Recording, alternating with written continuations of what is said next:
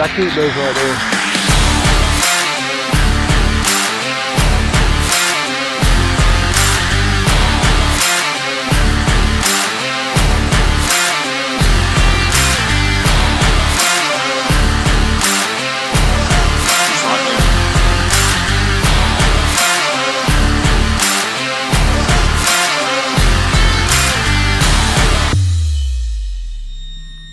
I tell you, I could spend days here just exploring around and looking and seeing what I can find.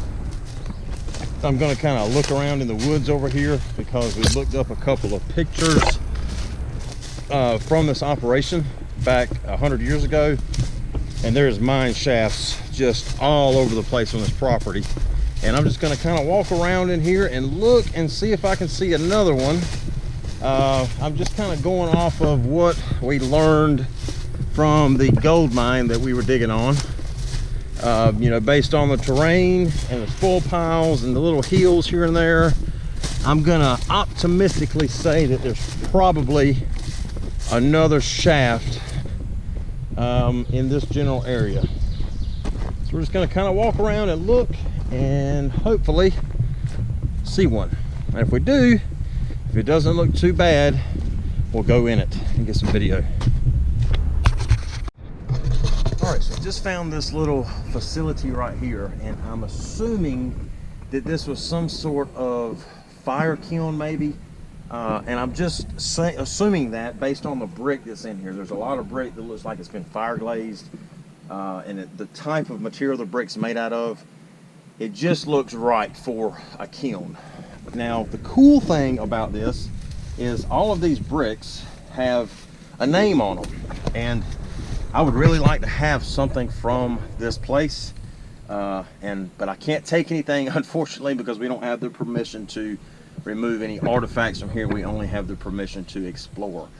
But I will ask if I can have one of these bricks. This one says Varnon 1 on it, and all of these bricks in here have names stamped on them. You can see this is like some iron slag, which makes me think this is another reason why this is a kiln, because of the slag that's here. There's a couple of other ones in here that say another name or two, but these bricks are really cool, and I always like coming to places like this where you have a name or manufacturer on the bricks, because it just adds a whole new meaning to the word history, really. So we're going to keep exploring around, see what else we can find. All right, so I had a sneaky suspicion that if I walked up this creek, because this creek goes up to a reservoir, that possibly there could be some old bottles or something like that stuck in the creek. As I'm walking along, I'm seeing pottery already. So we're gonna keep our eyes peeled, and if any of you guys see any pottery or any bottles, let me know and we're gonna grab them. That's kind of cool. Rock with some black bands in it. We'll take that back to Thomas since he likes rocks. All right, so we're going to do a little drone flying around the facility and just kind of around the property. Going to take some pictures, do a little video if we can get some good video. My drone has been, I'm not going to say messing up, but I think my phone doesn't have the storage capability in it anymore to make really good quality video. So depending on how that looks will depend on if you guys see the video or not. But if you want to see some really cool pictures of an 1860s iron ore mine from about 350 foot in the air, stay tuned and watch this little clip.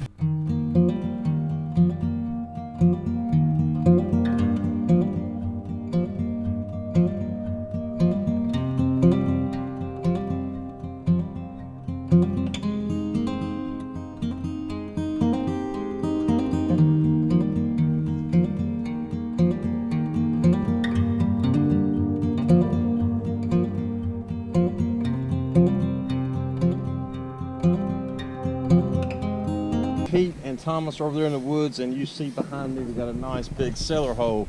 See the nice stones, nice stacked stone around the outside, and this is a pretty big hole according to Pete, so we're thinking that this is a pretty big house, and we're just going to try to do some detecting around it and see what we can come up with. So the very first signal I got was this thing here. Now this house is about 1870 or 80, and this looks to me like, you know, this would be like the end of a big knife. You know, so you got the blade, and then you got the wooden handle, and then on the back or the bottom of the knife, there's normally, you know, a big brass piece that holds the blade between the wood. And this is kind of what that reminds me of. It's got a rivet in the center. You know, it's curved on one side, flat for the handle would have been here. So I'm going to optimistically say that that is some sort of utensil piece. We're going to get back at it and see if we can find something else. Alright, so got another signal here. It was hitting a 92. Thought it was going to be trash or a piece of iron, but it actually turns out to be a giant spoon. I guess that would have been like a ladle, perhaps. Doesn't have a name on it that I can see. It does have some nice little fancy decorative design on it. We'll definitely throw it out of the bag and find something else. Alright, so I got a 93 right here. Right there. And we'll dig it together and see what we got. Doesn't sound like it's very deep. That should have got it.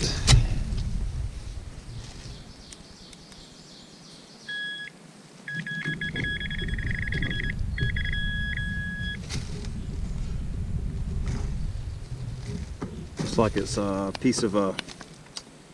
Looks like a piece of a like a trunk hinge. That's pretty cool.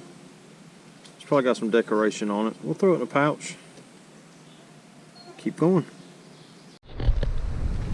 Okay, well that brings us to the end of today's adventure. I sure hope you guys enjoyed this little adventure. I know I sure had a great time.